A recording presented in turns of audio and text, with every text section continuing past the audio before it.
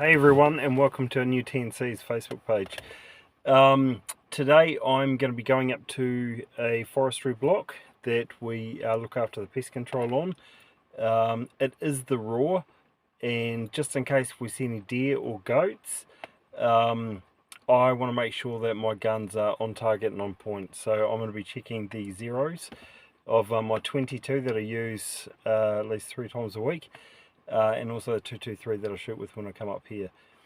I've brought Hivers with me and blaze hats and a blaze scarf, just so if there's any other hunters in the area they'll actually see me. This is a private block, so we're not allowed any hunters on here, but again there are poachers. We have had problems with poachers in the past, so for safety, especially this time of the year, is paramount. So I want to be seen. I've also got trail cameras up here at the moment. I put the trail cameras up last week to see the sign of any deer and goats floating around the area, or pigs. Next door there's a council block, and at the council block they've just milled and pulled down all the trees and just emptied the property.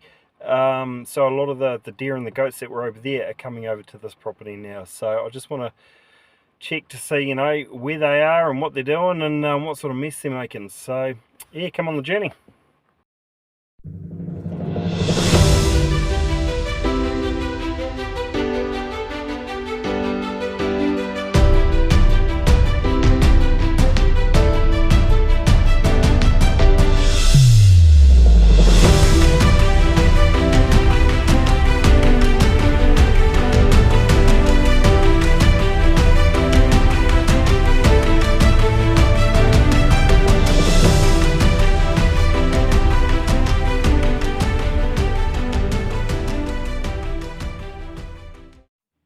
Just checking the first camera on the left here to see if there's any sign. So the deer will come down in the winter and the colder months to feed on all this grass, and they'll start moving towards the paddocks of farmers, and they'll be competing with livestock for food.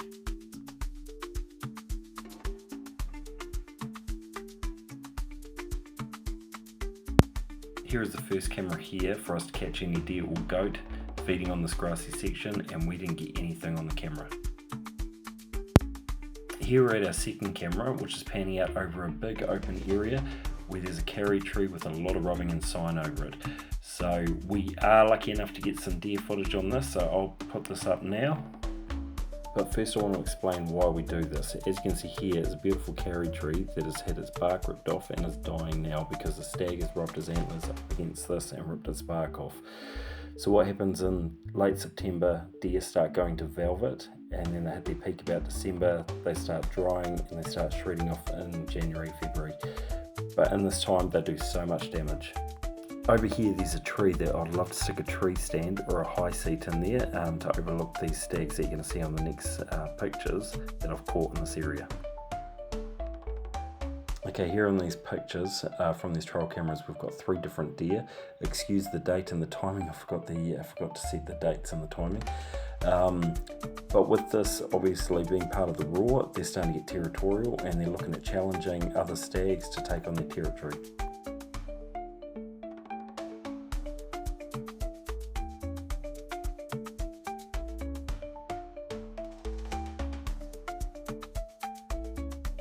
At this time of the year as well, you'll also see velvet shredding on the antlers of these stags.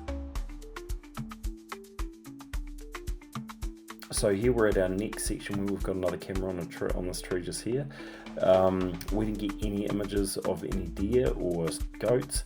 We did get some rabbits and hares, but I did get some more pictures of deer up at another spot just further up the track, which I'll put on here after this.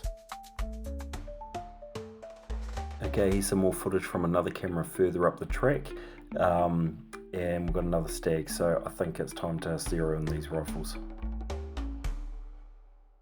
Okay, so this is my CZ 455, this is my 22 LR, a fully suppressed, it's running subsonics, and it's very, very quiet. So I'll first check the zero. So this is my little workhorse. I've got a Leopold VX varmint 3x9x40 on it, which is fantastic for what I use it for.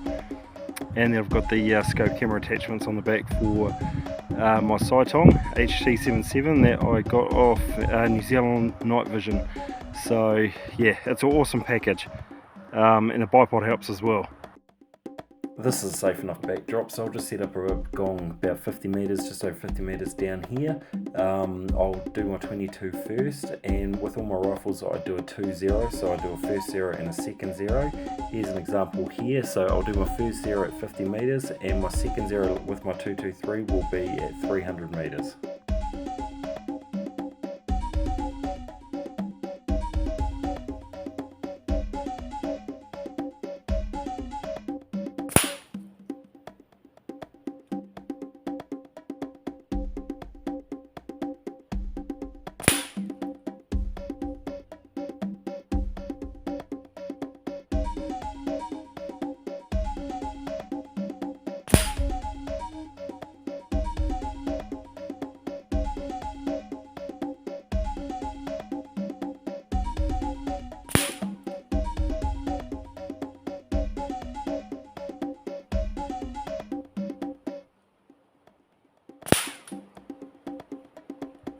So as you can see, good shot.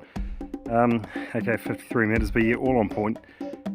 Exactly where I want it, so let's go test out that 223. Okay, so here's the rifles that I'm shooting today. So there's the 22 just above that you saw just before, and now I'm just doing the 223. So that's my, that's kind of my bush gun at the moment. So it's 223. I've got a modular suppressor on it, and I've got the XL tactical chassis. Then I'm shooting a Howell 1500 barrel and action trigger out of, and I've got a Burris drop tine scope. So yeah, let's go see if these things behave today.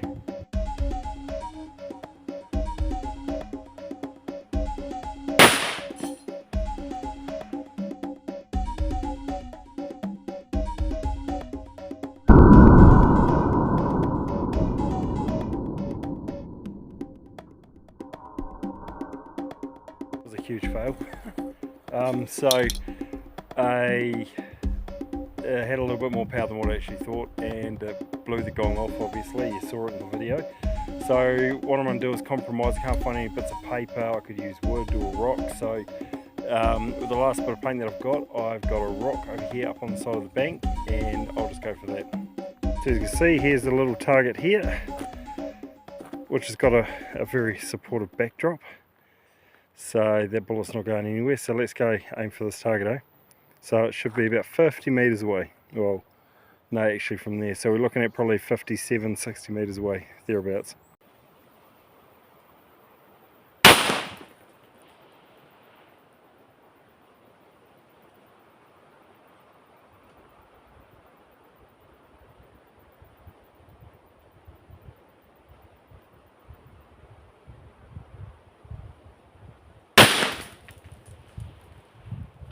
Fun.